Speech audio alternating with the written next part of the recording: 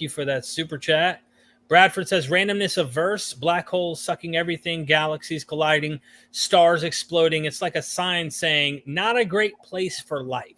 Yeah, that's a great point. So the idea, so this is the argument from fine tuning, which is to say the universe is fine tuned for life. It's like, nah, is it fine tuned for a glass of wine?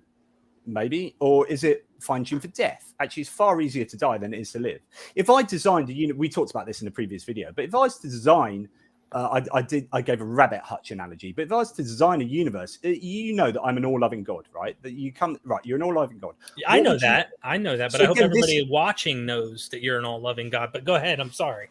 But this goes back to the abductive reasoning I was talking about. We've got two hypotheses: naturalistic atheism or omni-God, where God is all-loving.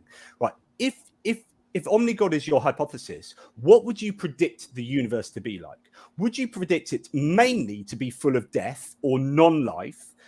And actually really difficult to live, or would you like predict that there will be heaps of life, so much life, you should be teeming with life, and life that finds it really easy and it's loving and lovely to live?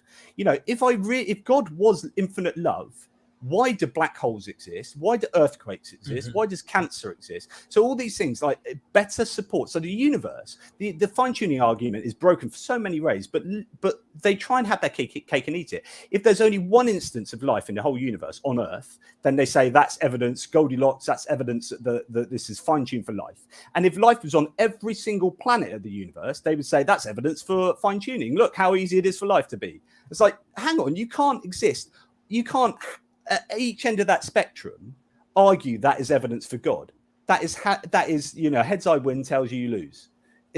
I'm not having it. So that is a really good point. Thank you.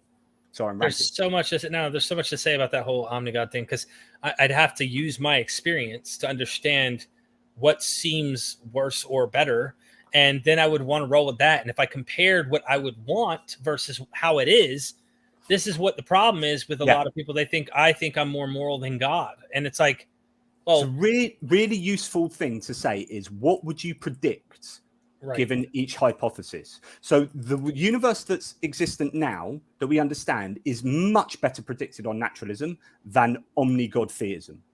Sorry, now I interrupted you again. No. But the idea is that if God was love, this is the last kind of universe I would expect.